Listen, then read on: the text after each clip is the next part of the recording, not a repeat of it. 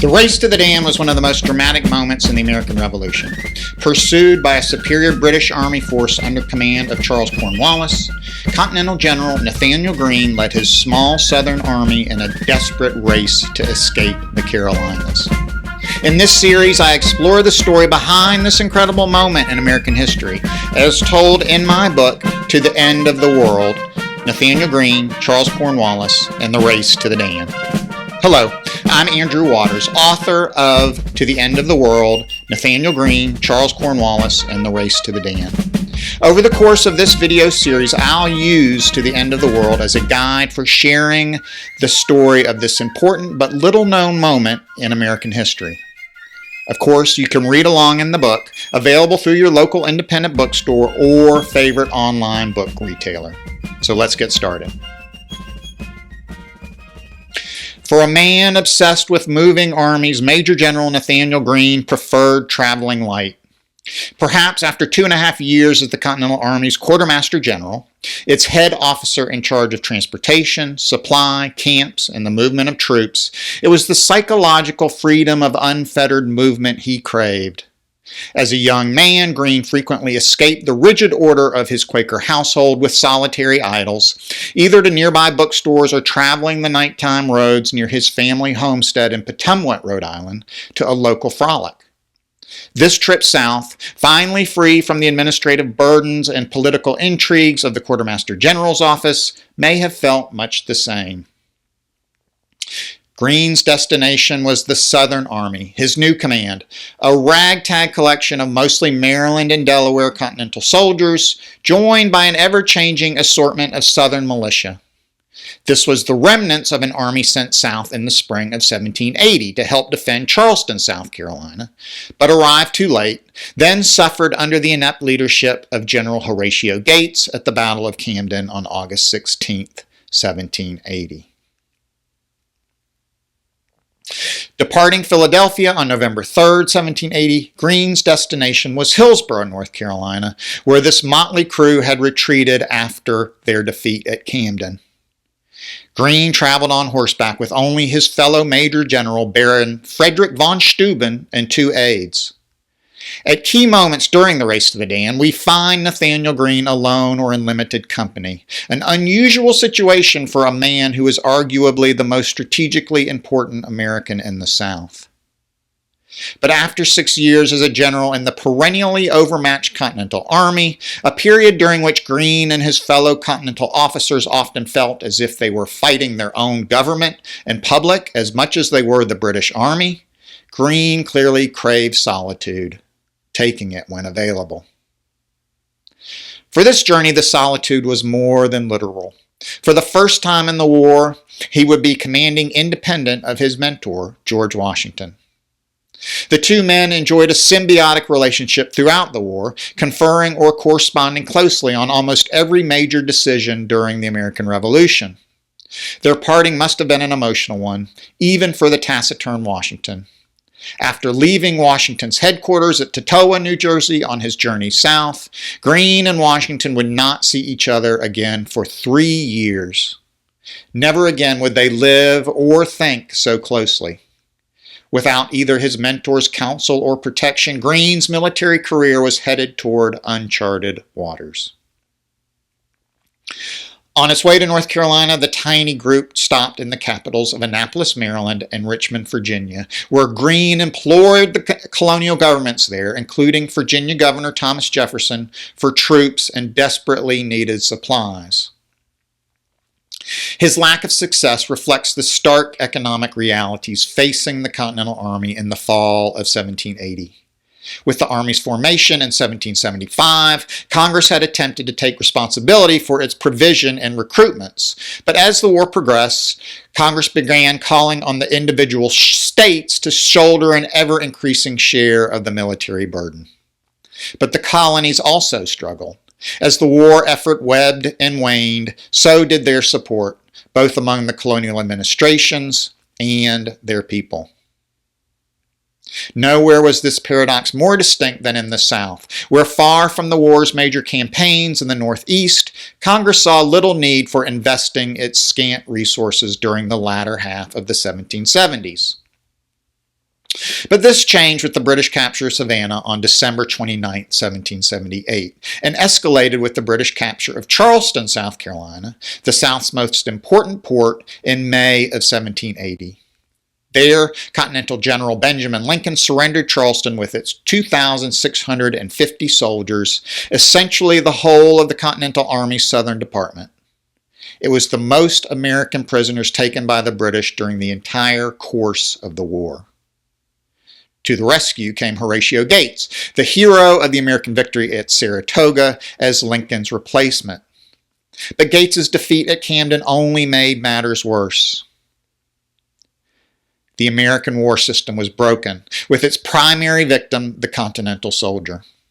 In his Social History of the American Revolution, titled A Revolutionary People at War, author Charles Royster hypothesizes that this dysfunction led to a sense of psychological isolation and egotism among the Continental Army, and especially its officer corps. Abandoned by their countrymen, mismanaged by their government, the officers of the Continental Army increasingly considered themselves the only authentic examples of the American cause. And if the cause was lost, it was they who would be punished for its failure. But Greene's frustrations with the southern colonies and its people didn't diminish his talents for realpolitik, and he had long ago mastered the art of incessant complaining. Greene had tried to resist the quartermaster general appointment when it was thrust upon him in the spring of 1778, writing, "Nobody ever heard of a quartermaster in history." But he took the job at Washington's insistence, and in truth, he was gifted at it, blessed with a talent for administrative efficiency and a cold-hearted ruthlessness he could call on when warranted. Despite these talents, Greene longed for a return to combat. Gates's defeat at Camden provided the opportunity he craved. After the debacle, Congress gave Washington the authority to appoint Gates's successor, and Washington awarded the job to his protege, Greene. But even the man Greene still referred to as Your Excellency was not exempt from the ruthless efficiency of Greene's incessant solicitations. In truth, there was little even Washington could do to help his talented protege. But there was one dispensation Washington was able to make to Greene. At Greene's request, Washington awarded to Greene's new command the services of Henry Lee, the talented Virginia cavalry officer. Though he would not arrive in the Carolinas until January 1781, pausing in Virginia to recruit and buy horses, the famed light horse Harry Lee would go on to provide invaluable service during Greene's southern campaigns, which Lee would recount vividly in his later memoir. And though Washington might have little he could send to the South, he shared with Greene an infatuation on its modes of transportation. In the southern frontier, moving supplies was as big an issue as procuring them, thanks to the region's primitive road system and innumerable rivers, creeks, and swamps. I would recommend the building of a number of flat-bottom boats of as large a construction as can be conveniently transported on carriages, Washington had advised Greene. Even the mostly ineffectual Thomas Jefferson shared an intellectual interest on the topic, soliciting both Washington and Greene for more information about the vessel's proposed design in hopes he could facilitate their construction, though he offered little other support. Rivers and roads preoccupied Greene's mind when he encountered Lieutenant Colonel Edward Carrington during his journey south. A Virginia artillery officer, Carrington had served in the North, most notably at Monmouth in June of 1778. In the summer of 1780, Carrington was assigned to the expeditionary force under General Johann de Kalb that arrived too late to relieve Charleston earlier that spring. When Gates arrived to relieve de Kalb at the Continental Army camp at Deep River, North Carolina on July 25, 1780, Carrington was one of the officers Gates found there. Preoccupied then with the same issues of supply and transport that now consumed Greene, Gates detached Carrington to Virginia to secure supplies and attend to their transportation southward. Thanks to this assignment, Carrington avoided capture or worse at Camden and had established a supply depot at Taylor's Ferry on the main branch of the Roanoke River. Somewhere in Virginia, either in Richmond or on the road between Richmond and the Roanoke River, Carrington encountered Greene and traveled south with him to Hillsborough, replacing in the tiny entourage von Steuben, who was left behind in Richmond to command Continental Army operations in Virginia. On my arrival at Hillsborough, I intend to have all the rivers examined in order to see if I cannot ease this heavy business by water transportation, Greene had informed Washington in November. Now arrived, it was to this task Greene assigned Carrington, ordering him to extend his survey of the Roanoke River fords upstream to include the Dan River. Greene was surprised to find the Continental Army not at Hillsborough as he expected, but moved to Charlotte by Gates, responding to a report from the North Carolina Board of War that food supplies there were more adequate. Greene continued his journey to Charlotte, encountering General Edward Stevens along the way in Salisbury, North Carolina. Located just southwest of the Yadkin River's trading ford, Salisbury was a funnel point for the Great Wagon Road, the main north-south settler highway from Pennsylvania into South Carolina and Georgia. Stevens had resigned his colonel commission in the 10th Virginia Continental Regiment in 1778, but rejoined the Southern Army as a general of Virginia militia, fighting with Gates at Camden. At Salisbury, Greene ordered Stevens to appoint one of his officers to survey the upper reaches of the Yadkin River. Greene finally arrived in Charlotte on December 2, 1780, relieving Horatio Gates of command. One of his first assignments was to Colonel Thaddeus Kosciuszko, ordered to make a most minute inquiry of the Catawba River and its tributaries and prepare a detailed report enabling Greene to determine what uses of the river could be made in the different seasons of the year.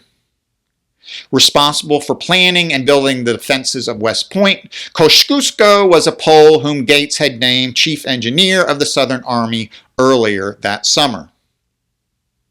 Accompanying Kosciuszko on his Catawba River survey was Captain John Thomas, a militia officer in Thomas Sumter's South Carolina militia, familiar with the Catawba River region.